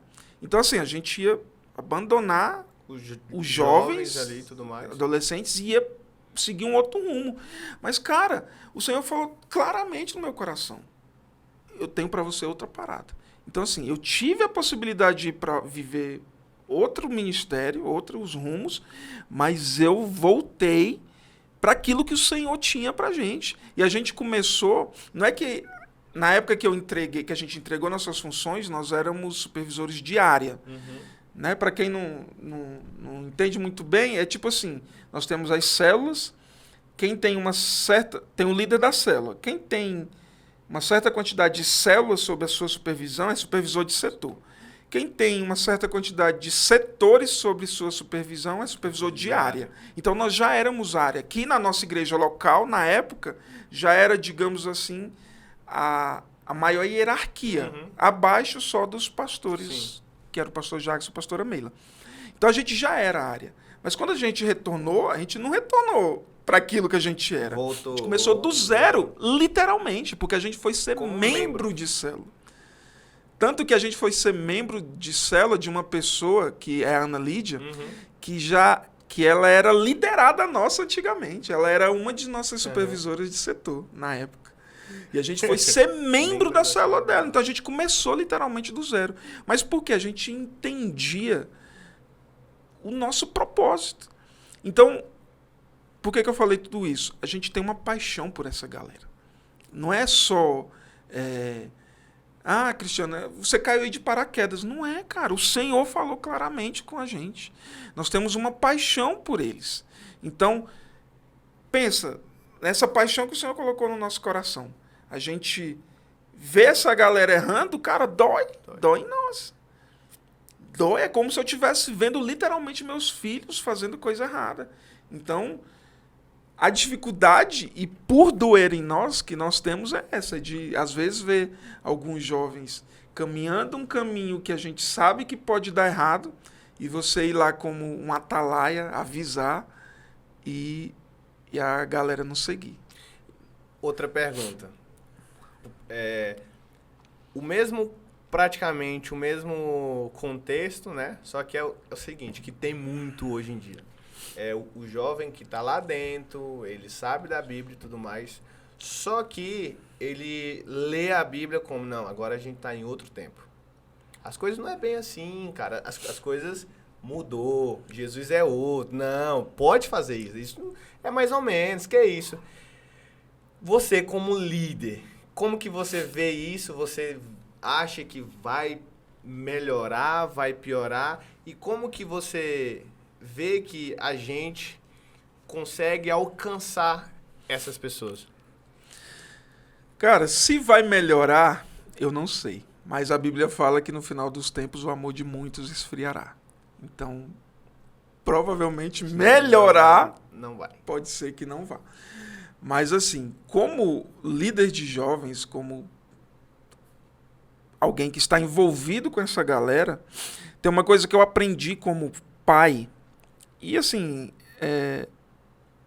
uma vez o Senhor falou claramente comigo que, infelizmente, isso é infelizmente, eu falo isso infelizmente, nós temos a tendência de aprender a ser filho depois que você é pai.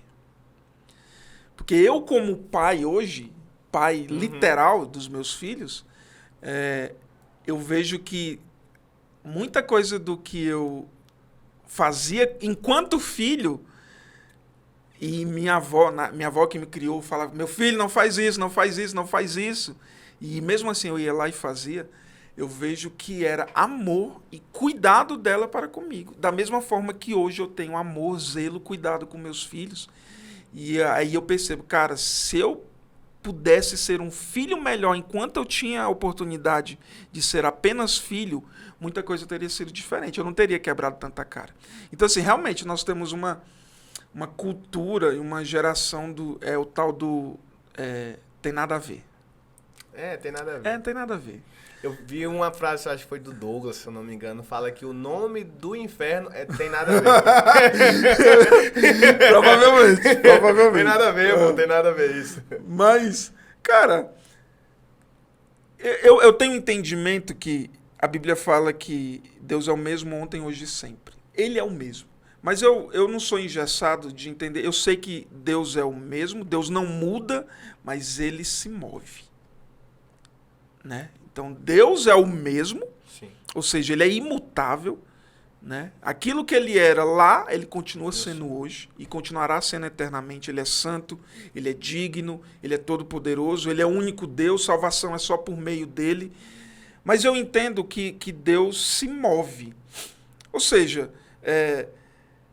para a gente ter até um comparativo, a forma com que Deus falava comigo 10 anos atrás... não é a mesma que hoje. Pode não ser a mesma que ele fala comigo hoje. Mas isso não significa que os seus princípios mudaram. É igual Jesus, vamos pensar em Jesus. Jesus, quando ele foi catando os seus discípulos, ele foi escolhendo os discípulos, ele foi naquele primeiro, talvez não necessariamente nessa ordem, mas ele foi, por exemplo, naqueles que eram pescadores. Qual a linguagem que ele usou? A da pesca. Os caras estavam lá pescando, não pegaram nada. Ele fala, joga a rede do outro lado, vocês vão pegar e tudo mais. Foi a linguagem deles. Quando ele foi falar com o coletor de impostos, ele falou a linguagem do coletor de impostos. Então, assim, o princípio mudou? Não. Deus continua sendo o mesmo, mas talvez a forma, a isca que ele usa é diferente. O que isso significa? O que isso quer dizer com relação aos nossos jovens? Cara, Deus não mudou. O que era pecado continua sendo pecado. Deus não... agora... o normal é diferente, então aquilo que eu abominava, hoje eu não abomino mais. Cara, não é assim que Deus funciona. Pecado Deus não é levado pela circunstância. Não é a circunstância que faz Deus ser quem ele é. Antes de tudo existir, ele já era.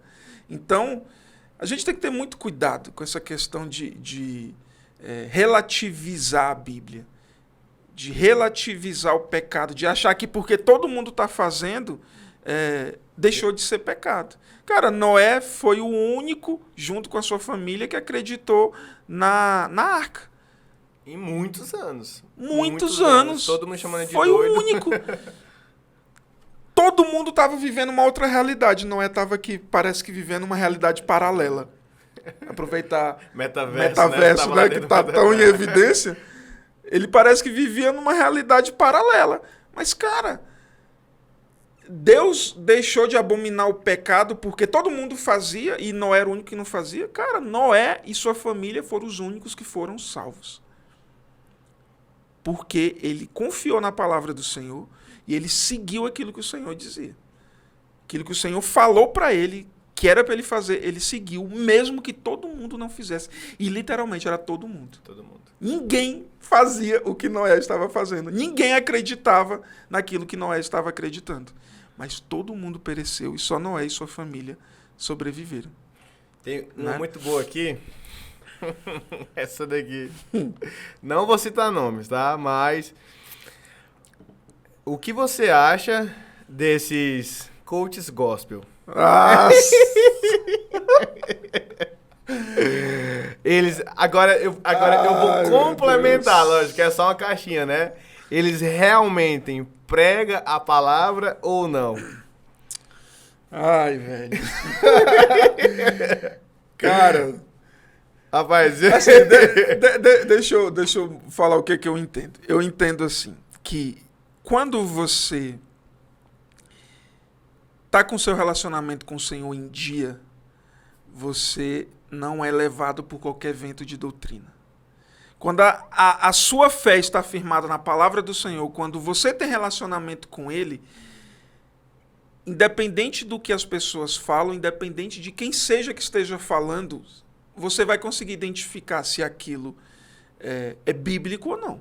Então, assim, eu não quero entrar nessa polêmica de taxar. Por isso que eu nem né? sei o nome. Eu não quero entrar nessa polêmica de taxar se os caras são de Deus ou não são, se o que eles estão falando é bíblico ou não.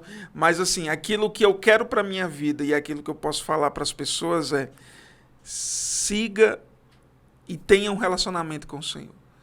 Quando você tem um relacionamento com o Senhor e você vê alguém, seja ele quem for, possa ser eu. Se eu falar alguma lorota aqui agora, nesse momento, e você tem o seu relacionamento com Deus em dia, você vai para a sua Bíblia e confere se aquilo que eu estou falando realmente está na palavra de Deus, cara, isso vai te edificar. Agora, se você ouve algo e isso vai contra aquilo que a palavra do Senhor está falando, seja lá quem esteja falando, faça o que a Bíblia diz, retenha o que é bom. O que não é bom, cara, descarta. Aí vai de você. Eu não tenho o costume de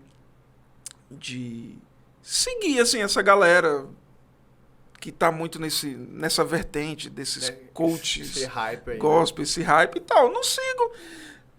Assim, eu fiz minha escolha de não seguir e tal. Mas, cara, quem gosta, quem quer, eu só falo para você, não deixe que eles façam aquilo que o povo de Israel fez lá no deserto. Entregou o seu relacionamento com Deus, para um homem, porque Deus chamou o povo para subir no monte, porque Deus queria se encontrar com o povo. O povo, a princípio eles até queriam, mas quando chegou lá e viu que o monte estava tremendo, fumegando e o fogo acontecendo, eles ficaram com medo. E eles falaram, não, Moisés, vai tu lá. Vai tu somente, fala com Deus e depois vem aqui falar o que Deus falou com a gente. Então não seja essa pessoa que entrega a responsabilidade do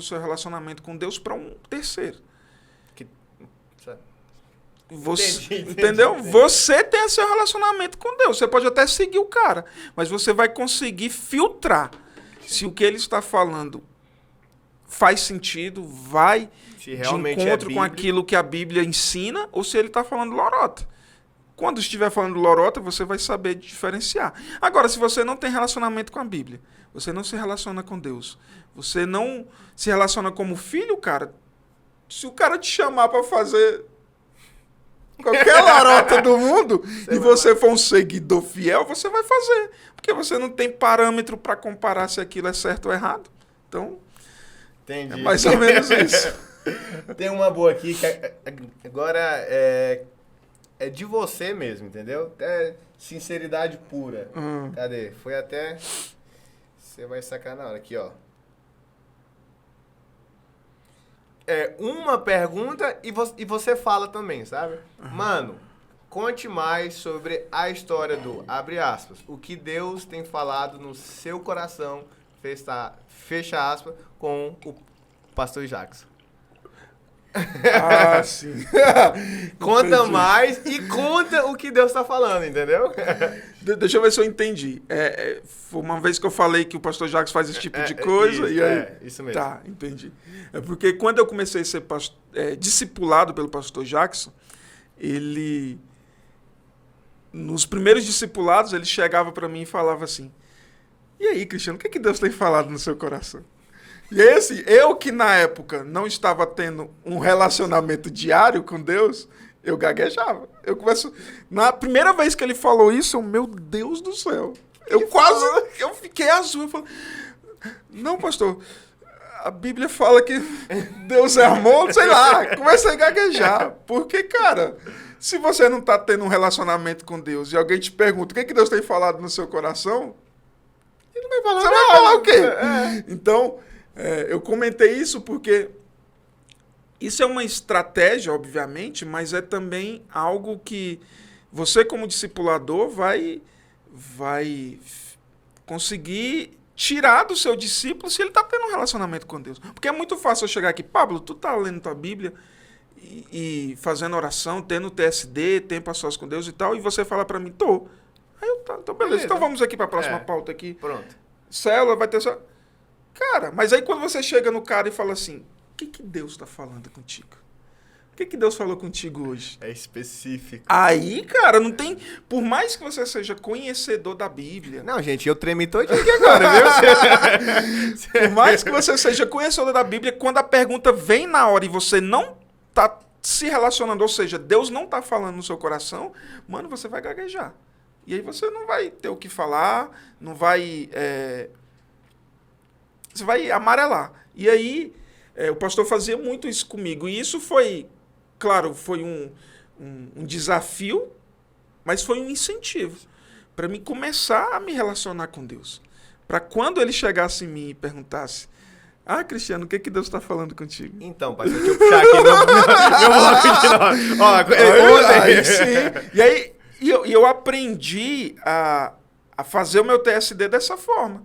Porque aí eu comecei não só a ler a Bíblia, mas tirar da Bíblia e do meu relacionamento com Deus aquilo que ele estava me falando. Porque também, se eu só ler, eu vou falar o quê? Quando o pastor me perguntar, Cristiano, o que Deus tem falado contigo? Eu vou ler Romanos 12. Romanos fala assim, fala isso. Não. Aí eu vou falar o que Deus tem falado comigo, o que Deus tem falado no meu coração. Né? Então, isso é um desafio, mas é um incentivo. Fica a dica aí para quem é discipulador, Faz isso de vez em quando com o seu discípulo. Dá um gelo nele, que é para ver se ele está se relacionando com a Bíblia. Mas hoje, você como líder de jovens e tudo mais, o que Deus está falando com você em relação a jovens, a situação de hoje em dia, esses novos tempos, essa nova geração, o que tem queimado, o que você tem como visão, como meta, o que vem de novo aí? Na verdade, eu não sei se vem de novo. Talvez, na verdade, a palavra é o que tem, que já existe, que a gente tem que voltar para lá. Porque o que acontece? A gente passou aí 2 anos, praticamente, em pandemia. Apesar da gente ainda estar em pandemia, mas a vida já tem voltado ao normal. Hoje em dia, enquanto esse podcast está sendo gravado, a gente já não é mais obrigado a usar máscara aqui em Palmas, né? Sim. Então a vida já está voltando ao normal. Mas, cara, a gente passou 2 anos aí, e o primeiro ano, principalmente, cara, foi difícil. E aí, as conversas que você tem, por exemplo, com a liderança, quando você vai conversar com quem é líder, seja na nossa igreja local ou em outro lugar, a percepção que a gente tem é que se antigamente o nosso alvo, o nosso desejo era de alcançar o perdido, continua sendo alcançar o perdido, mas talvez algo que a gente tenha que fazer também é reencontrar aquele que já fazia parte. Porque, cara, quantas pessoas deixaram de se relacionar? Quantas pessoas pararam de ir na igreja? Não só por causa das proibições, mas retornou. As proibições pararam já tem um bom tempo. E tem muita gente que não voltou. Continua. Talvez o decreto... online, talvez né? o decreto ainda não faz parte para eles. Não chegou ao conhecimento dessas pessoas, mas, cara, muita gente afastada que já fazia parte do nosso contexto, que já eram irmãos. E hoje, cara, estão aí. Se eu for, eu não vou falar, obviamente, mas vem várias pessoas na minha mente. Você também deve ter, sim, quem está nos vendo. Então, cara, o desafio nosso é... assim, é continuar indo atrás do perdido, mas assim, eu creio que uma coisa bem desafiadora para a gente, enquanto liderança de jovens, enquanto participante dessa geração, é entendermos que muita gente se afastou. E uma frase que eu ouvi uma vez e que faz muito sentido é que, assim, talvez quando a pessoa menos merece é quando ela mais precisa. Porque o que acontece? É muito fácil... essa. Eu não te escutaram ainda não. É muito fácil a gente ir atrás do perdido que nunca conheceu Jesus. Porque isso fica parecendo até um troféu. Nossa, eu ganhei alguém que realmente nunca tinha aceitado Jesus e tal. E aí, às vezes, a gente acha que ele é merecedor da nossa compaixão, porque ele realmente é uma pessoa que nunca conheceu Jesus. E a gente tem a mania de taxar aquele que está desviado de... ele não merece. Porque ele já conheceu Jesus, ele sabe qual é o certo, sabe qual é o errado. Cara, talvez quando ele menos merece, no nosso entendimento... Eu nem estou dizendo que realmente ele não merece. Sim. Mas na nossa visão humana limitada, de a gente falar, ele não merece. Talvez quando ele menos merece é quando ele mais precisa. Né? Então a gente tem esse desafio de resgatar os que nunca fizeram parte e de também ir atrás daquele que um dia já fez parte. Um conselho agora pro jovem que está assistindo aí, ouvindo, não sei, e ele sonha também em ser um líder de célula, um líder de setor, um líder de área, um líder de jovens também, e isso queima nele. O que você fala para ele? O que você aconselha? O principal acho que ele já tem, que é, se queima nele é porque Deus está direcionando. Né? A Bíblia fala que o querer realizar vem do Senhor. Então ele está gerando em você esse desejo de fazer algo para o reino, de contribuir e tal. A Bíblia fala que nós somos cooperadores, a obra é do Senhor. Então, se ele já tem gerado em você esse desejo de cooperar, então, cara, você já tem Meio caminho andado. Meio caminho andado. Mais que meio caminho andado. E aí, o resto é você se colocar como servo. Jesus nos ensina, né, que aquele que quiser liderar, na verdade, você tem que servir. Então, você tem o desejo de liderar? Sirva. Sirva na sua igreja local, sirva na sua célula, seja aquele que sempre está disposto e disponível para fazer. Né? Porque eu tenho o desejo ardente de liderar, eu quero ser um líder de célula, de área, de jovens, seja lá do que for na igreja local, mas te chama para lavar uma panela num acampamento. Tô cansado. Meu chamado é para ser cabeça e não cauda. Cara, Jesus lavou os pés dos discípulos, mano.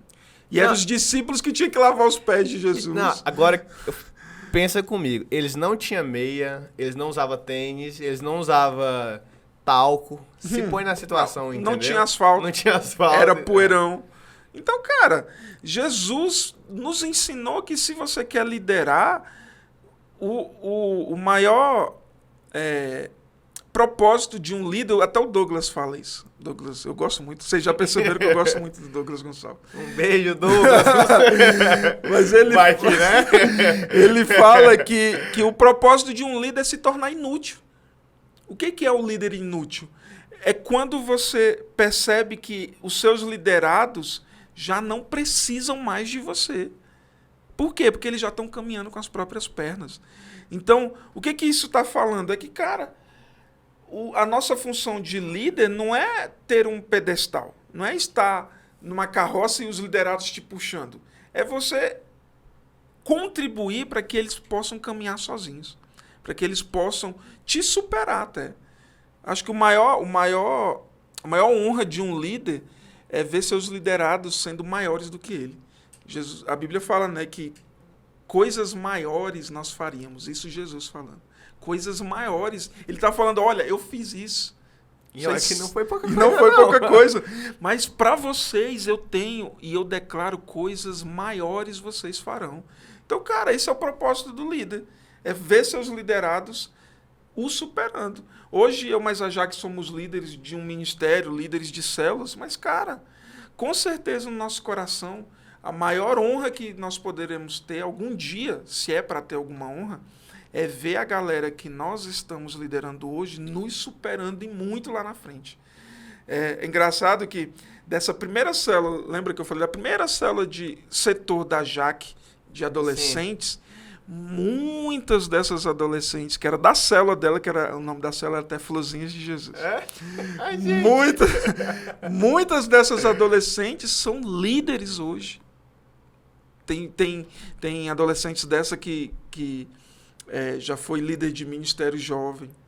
Tem adolescentes dessa que é líder de célula. Tem adolescente dessa que é missionária em outra região do país. Então, cara, pensa no orgulho que nós temos de ver isso. A Jaque olha para essas meninas que estavam no nosso casamento em 2012, eram as badeguinhas miudinhas, e hoje, cara, estão liderando, estão fluindo, estão rompendo no Senhor. Claro, não foi só por nossa causa, mas a gente, nessa construção que elas são hoje, a gente tem lá um grãozinho, lá, uma pedrinha, um tijolinho, né? Um tijolinho lá, que contribuiu para elas chegarem onde elas estão hoje. Então, a dica que eu dou para quem quer ser líder, cara, é sirva. Você vai servindo e Deus vai te colocando onde Ele quer te colocar. Ser fiel no pouco, ou seja, a liderança que você tem, você quer ser um grande líder, mas talvez hoje a liderança que o Senhor tem para você é ser o líder da lavação de pratos do próximo encontro. Precisamos. Então seja o líder da lavação de pratos do próximo encontro. O Senhor vai te encontrar fiel ali. E aí Ele vai te colocar na próxima como líder da lavação das panelas. E na próxima você vai ser líder da lavação de tudo. E assim sucessivamente. E aí Deus vai te encontrando fiel em cada etapa, Ele vai te colocar sobre o muito. Seja encontrado fiel no pouco, você será colocado sobre o muito. Então, mais a Jaque, hoje a gente está onde está, servindo da forma que nós servimos, mas, cara, a gente já fez de tudo na igreja. Literalmente de tudo. Eu já lavei panela, eu já fui vigia. Eu ia falar isso, quando era chão de barro. Quando a nossa igreja... Hoje a nossa igreja é linda. Cerâmica, não é nem cerâmica, é porcelanato. Tudo limpinho, branquinho, maravilhoso. Pra limpar é o paninho. Eu já uma fui... aguinha só um pouquinho. eu já fui da época que era pisão. Tinha que jogar concreto, água pra varrer. tinha que jogar água pra poeira baixar, pra depois você varrer. E nós já fizemos tudo isso, cara. A gente já participou de tudo quanto é ministério na igreja que você imaginar. A única coisa que eu nunca fiz foi cantar. Porque aí eu ia afastar os irmãos. Mas de ré, já fiz teatro, já trabalhei em encontro. Dança, já fez dança? Não, dança também não. Misericórdia. Mas eu já fiz teatro, já limpei, já varri, já corri atrás de coisas, staff. Cara, eu já fiz de tudo que você imaginar na igreja. Então a gente não caiu de paraquedas onde a gente está hoje. A gente foi construindo. Na verdade, o Senhor foi construindo algo em nós. E à medida que ele vai construindo algo... O do nada tem 9 anos, né? Sim, o do nada tem justamente. É por isso que eu ia falar, foi do nada ele tá ali, não, mas o do nada tem 9 anos. Do nada tem 9 anos só com jovens, porque se for pensar de igreja local, são 2008, são 14 anos. 14 anos. Agora, eu vi uma pessoa próxima falando sobre que mês passado foi? Tem um restinho. Estamos em guerra e tudo mais, beleza. E muita gente tem voltado a frequentar, não porque ama Jesus, ou até ama, mas tá com medo. Rapaz, as coisas tá apertando, viu? Tá chegando na linha de chegada ali e tudo mais. E também, hoje ser crente tá muito na moda, né? Antes não, antes era, meu Deus, tem que ser. Hoje não, pô, eu sou crente, tá ligado? Sim. Só que a maioria dessas pessoas, elas vêm, mas elas não deixam aquilo que tem que ser deixado para trás. Foi o que nós estávamos falando antes disso, né? O que você acha disso e o que você aconselha esse tipo de pessoas, né? Cara, eu entendo uma coisa que assim, existe uma cultura que talvez fala que você tem que largar tudo para depois só chegar a Deus. Tem muita gente que fala assim, eu ainda bebo, eu ainda fumo. Então, eu vou primeiro largar isso, aí depois eu me achego a Deus. Cara, a Bíblia fala, o tema do ano da nossa igreja local é Jesus falando que eu edificarei a minha igreja. Então, por nossas próprias forças, a gente não consegue nada. Não somos nós, eu vou me santificar para depois eu chegar diante de Deus santo, para ele poder me aceitar. Cara, a Bíblia fala que o Senhor foi nos resgatar quando nós já estávamos mortos nos nossos delitos e pecados. Deixa eu te perguntar uma coisa. Você já foi num cemitério e já viu, você chega lá e fala, quem aqui quer aceitar Jesus? Já viu algum morto levantando a mão? Essa era a nossa condição. Jesus que foi primeiro nos resgatar.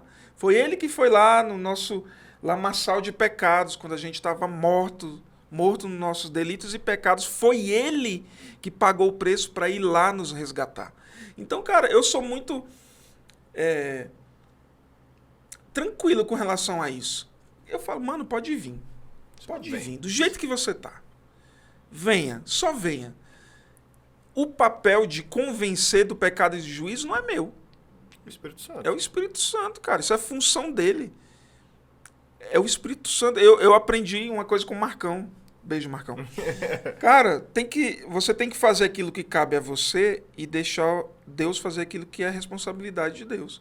Então, convencer é o Espírito Santo. Minha função é amar as pessoas. Então, cara, eu falo, pode vir.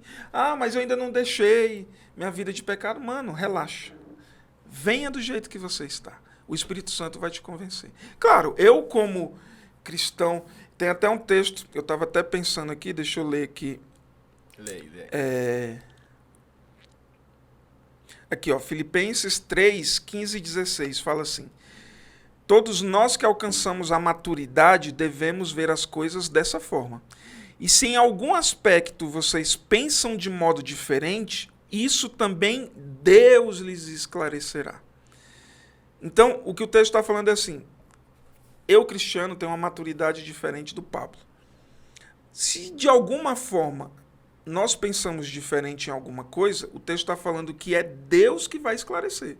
Aquilo que eu ainda não amadureci, Deus vai me esclarecer. Aquilo que o Pablo não amadureceu, Deus vai amadurecer. É Ele que edifica. Mas o texto continua falando assim: tão somente vivamos de acordo com o que já alcançamos. Então, beleza. Eu não preciso ficar me preocupando se o fulano de tal ainda não está maduro em certo aspecto, eu ficar... Cara, você tem... Eu como irmão, eu ajudo, eu caminho junto com ele, nós vamos amadurecendo juntos. Os dons que Deus me deu é para edificação do próximo. Os dons que Deus deu para ele é para minha edificação. Beleza. E Deus vai nos amadurecendo, Deus vai esclarecendo conforme o texto fala. Mas aquilo que já é claro para mim, eu tenho que viver de acordo. É isso que o texto fala. Uhum. Tão somente viva de acordo com aquilo que você já alcançou. Então, por exemplo, eu, cristiano, eu sei que já é claro para mim a questão do perdão. Pedir e liberar perdão. Mas... isso já é claro para mim.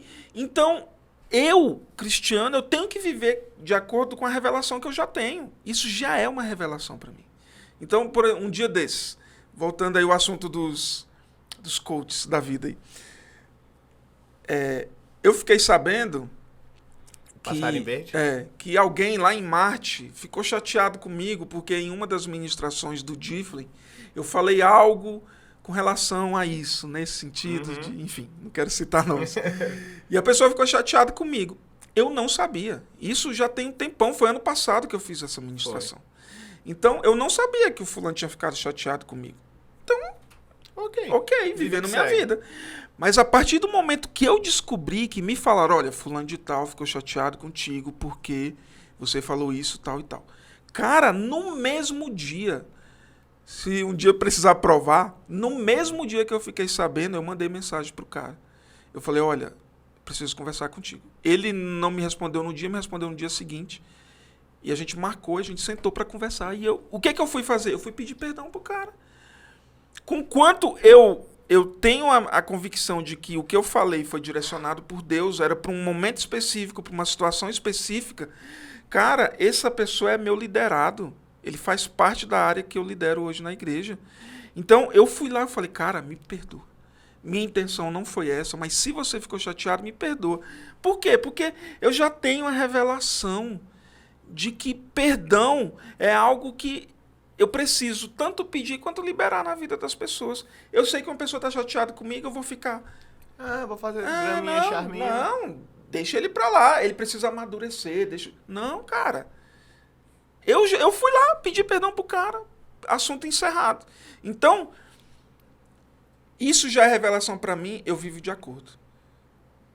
O que eu não posso é querer que todo mundo seja igual a mim, tenha a mesma maturidade que eu tenho, porque aí eu vou criar robôs, e não é isso que o Senhor me chamou para fazer. Não é para todo mundo ser igual a mim. Eu não sei fazer clone, não sei, mas eu entendo, de acordo com o que Filipenses fala, que Deus é quem vai amadurecer as pessoas. Ele pode até me usar, e eu estou disponível para Deus fazer o que Ele quiser. Ele pode até me usar, mas não é minha função convencer ninguém. Isso é a função do Espírito Santo. A minha função é amar e andar de acordo com aquilo que eu já sei como revelação. Top. Cara, se deixar, nós vamos aqui até... Né? Pô, vambora. Tem mais aí. Agora, eu quero que você dê um conselho seu. Que você queira falar. Peguei de surpresa? Pegou, mas eu já tenho. Mas tem uma coisa que eu estava até conversando, que surgiu até dessa pedido de perdão que eu fui pedir para esse colega, para esse amigo. Porque o que acontece? Eu hoje eu gosto sempre de falar, eu estou líder de jovens, né? Do Difflin, da Paz Church Palmas. E a gente, como líder, a gente anda numa linha muito fina. Porque o que acontece? Se de um lado a Bíblia fala Sermão do Monte. Jesus fala que bem-aventurados, ou seja, felizes os pacificadores, aqueles que amam a paz. Por quê? Porque eles serão chamados filhos de Deus. Quem que não quer ser chamado filho de Deus? Mano, todo mundo. Todo mundo quer ser. Então, se por um lado nós precisamos ser pacificadores e o mundo precisa, cara, cada vez mais de pacificadores, por outro lado, nós também somos responsáveis, isso enquanto liderança, somos responsáveis por pessoas.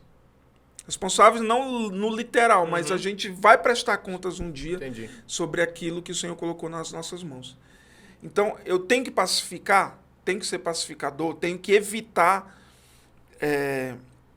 aborrecer as pessoas e tudo mais, mas eu também tenho que exortar quando for necessário. Eu tenho que corrigir quando for necessário. A Bíblia fala que o pai ama, o pai corrige o filho a quem ama.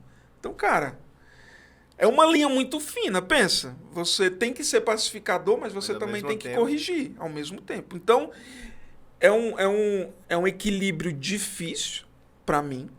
Eu, particularmente, tenho uma certa dificuldade para andar em equilíbrio com isso, porque eu sou o cara que, eu te falei mais cedo, eu não tenho problema de falar, eu falo mesmo, né?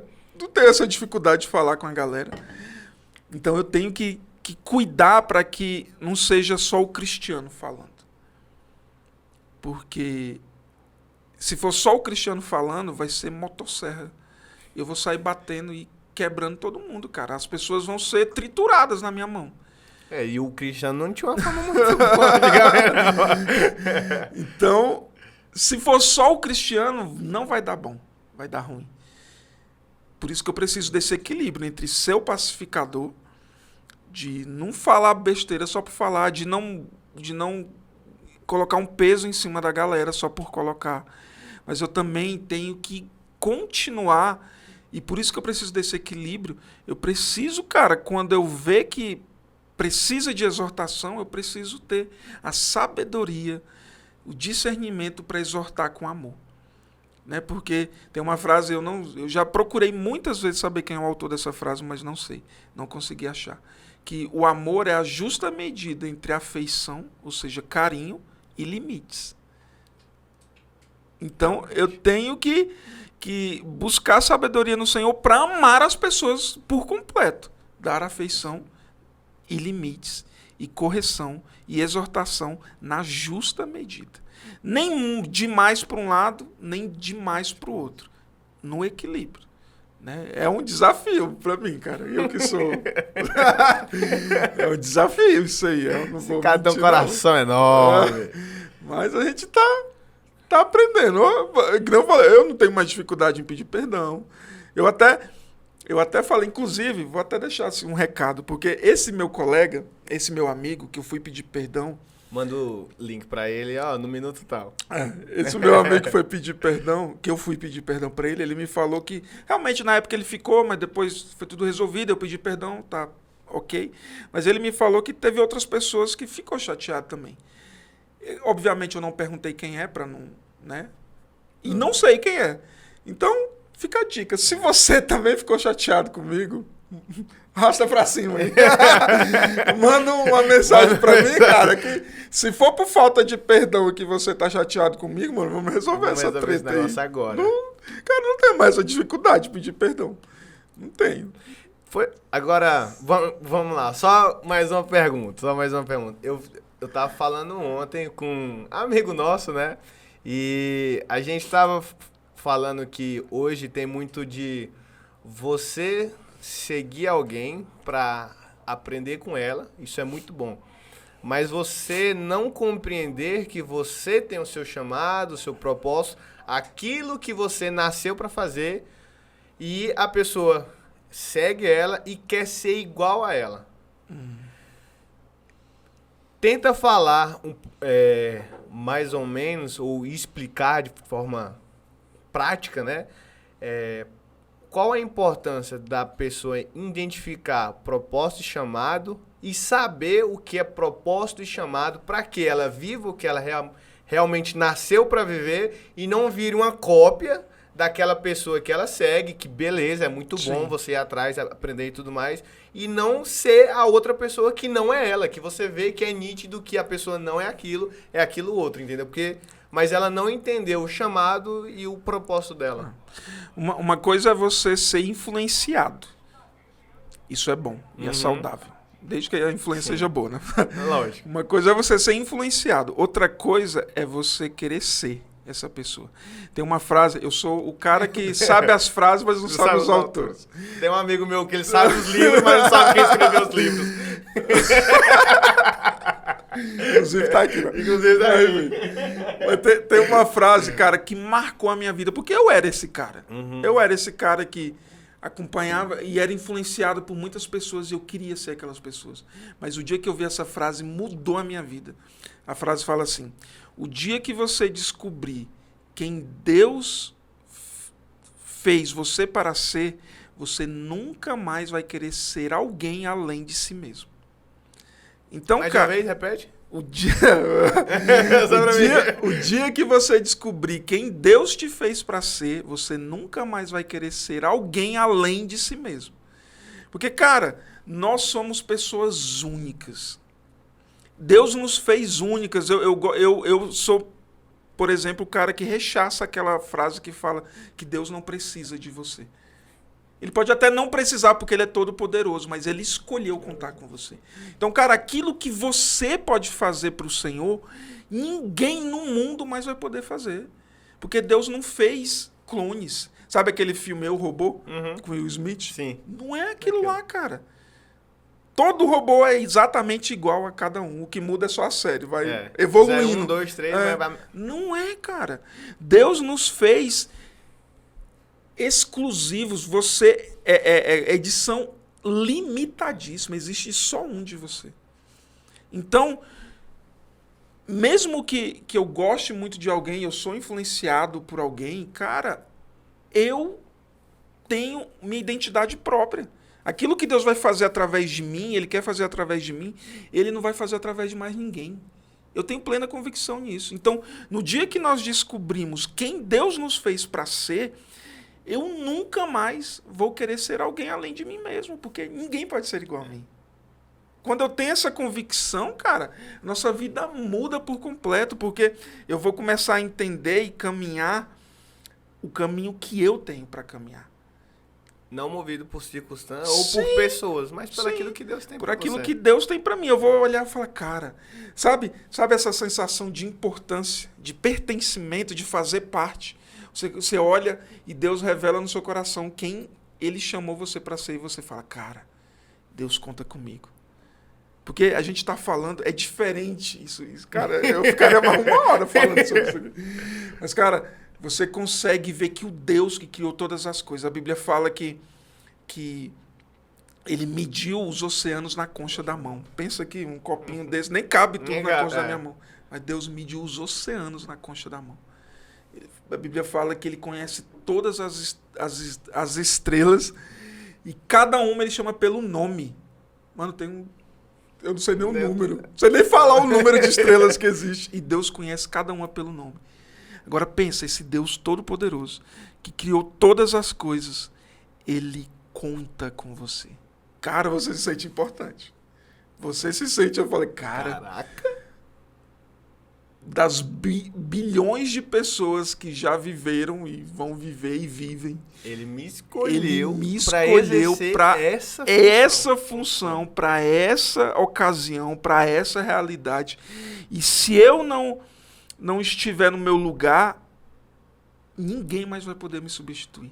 É aquele quebra-cabeça de 1 milhão de peças. Vamos contar a nossa realidade atual de 8 bilhões de peças. Que se faltar uma, o quebra-cabeça vai estar incompleto.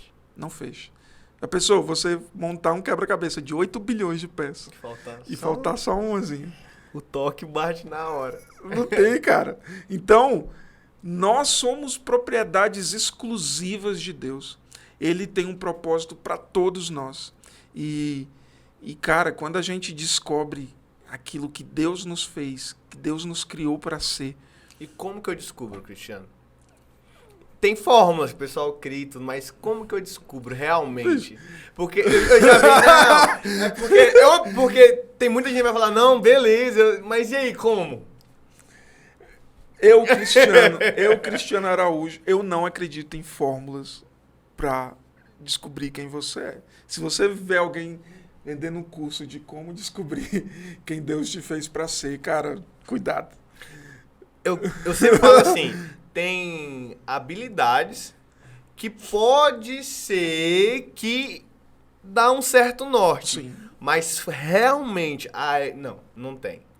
Tem habilidade. Por exemplo, você, cara, eu amava matemática. Então, assim, esse rumo aqui, entendeu? Mas fora isso, como?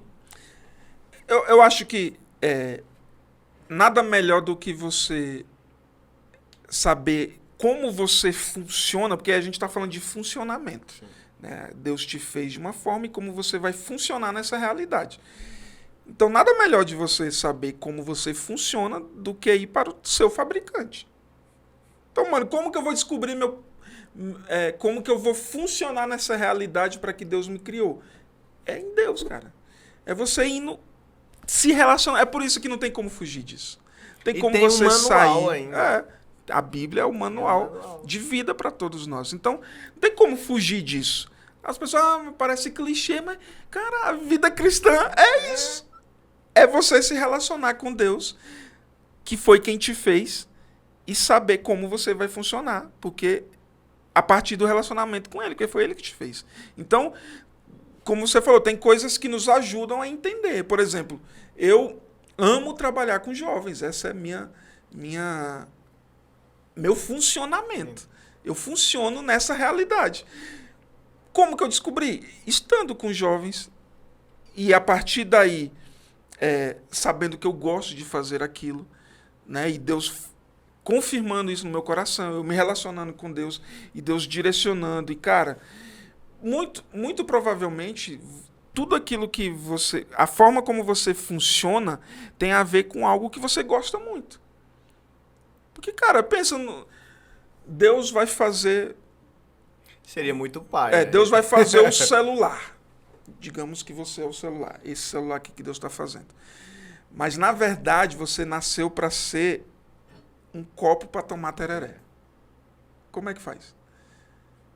Não tem como. Não tem como. Então, cara, geralmente, provavelmente, né, você vai funcionar na realidade de algo que você gosta. Você é um celular, mas não sabe ainda qual é o seu propósito. Um celular gosta de mandar mensagem. O celular gosta de fazer ligação. Provavelmente você vai funcionar nessa realidade. Então, a sua missão de vida está muito relacionado com algo que você gosta de fazer. E aí Deus vai direcionando. Essa questão de propósito, assim, a gente sempre fala propósito. Eu aprendi também, não inventei a roda. Eu aprendi com pessoas que já descobriram isso há muito tempo. Eu só estou repassando e melhorando ela. Mas o chamado nosso é um só. Nosso chamado é para amar Deus. É para se relacionar com Ele. Foi para isso que Deus nos criou. Esse é o nosso chamado. O que tem a ver com a forma com que a gente funciona para realizar esse chamado é a nossa missão. Aí sim. Uma coisa é chamado, outra coisa é missão. Chamado é um só para todo mundo. Amar a Deus acima de todas as coisas, com toda a sua força, com todo o seu entendimento, com tudo o que você é. Esse é o seu chamado. Agora, a forma com que você vai realizar esse chamado é a sua missão. Então, uns amam a Deus com todo o seu entendimento, servindo, por exemplo, como pastor de tempo integral numa igreja local. Outros funcionam amando a Deus com todo o seu entendimento, sendo um empresário, sendo um professor. Então, seu chamado é um só, amar a Deus acima de todas as coisas. Seu propósito. A sua função, como você vai realizar esse propósito, é individual de cada um. Mas como você vai descobrir? É estando em Deus. E a melhor coisa é você começar isso hoje, porque a partir do momento que você entende quem você é, o que você nasceu para fazer, você vai parar de tentar ser o que você não é. Eu vi um vídeo do Clóvis de Barros, que ele fala que o maior erro é a goiaba tentar ser pera. Porque é a pera que tá na moda. E a goiaba tenta porque tenta ser pera, mas ela não é pera, ela é goiaba, entendeu? Então, a melhor coisa é você descobrir quem você é. Cris, como é que eu acho você nas redes sociais? Eita, bicho, tu me apertou agora. eu não sei as arrobazinhas que eu tenho, mas depois a gente pesquisa, a pessoa olha aí na descrição do vídeo. Pôr aqui, realmente eu não sei, cara, eu sou um cara desligado desses negócios. eu tenho Instagram, tenho Twitter, tenho Facebook, mas eu quase não rodo lá. Gente, faz um favor pra mim. Eu vou deixar aqui embaixo. Você vai clicar no link, você vai lá no Insta dele, você vai lá no direct dele e põe assim, Cris, grava vídeo. Todo mundo encher o saco dele. Cris, grava vídeo. O Pablo tá de prova de que eu sou difícil pra esses negócios. Ele é muito difícil. Oh, Deus. Não é porque eu não quero, é porque esse negócio, essa câmera... Eu tô aqui, é porque... Mas você tá soltinho, cara. Não, mas eu tô mais olhando pra você, ó. Presta atenção que eu não tô olhando muito pra câmera, mas esse trem intimida, velho. Esse negócio aqui intimida a gente. Mano, muito obrigado. Você sabe que é sempre uma honra bater um papo, conversar com você, mas escutar aqui falar, né? Muito prazer, muito obrigado. Valeu, Manda cara. um beijo aí pra quem você quer e fala o que você tem que falar aí. Mandar um beijo pra minha loura, a Jaque, meus... Badeguinho, Arthur e Raquel. Samuel quer que eu mande um beijo pra ele ali. Manda um beijo. Eu vou dar um... dá uma ignorada aí. Eu não vou mandar um beijo pro Samuel. Não vou mandar um beijo pro Samuel, pessoal.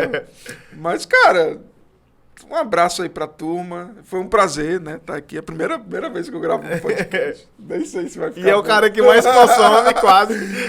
Eu consumo tá pau a pau comigo, viu? Mas eu não... É a primeira vez que eu gravo. Mas, cara, foi bom. Uma conversa boa, legal. E é isso. Estamos aí para auxiliar, para ajudar, para caminhar junto. Cultos Difflin, Deus é bom. Quando? Você falou no Difflin aí. Toda terceiro sábado do mês. Esse mês nós estamos em abril especificamente. Vai ser no quarto, porque no terceiro a gente vai ter encontro de casais na igreja. Mas todo terceiro sábado do mês tem culto Difflin. Se você quiser saber exatamente quando é só ficar ligado na nosso Instagram, esse eu sei, @DiflinPalmas. Esse eu sei. Aí você pode ficar lá que a gente sempre lança antes a programação e tal, mas é isso. É incrível, vai lá, às 8 horas, na rotatória da van, Paixão de Palmas. Isso aí, é nóis. Um beijo, até o próximo. Se inscreva, deixa o seu like e deixa um comentário aí do que você achou. Arrocha. Cheiro do gordo.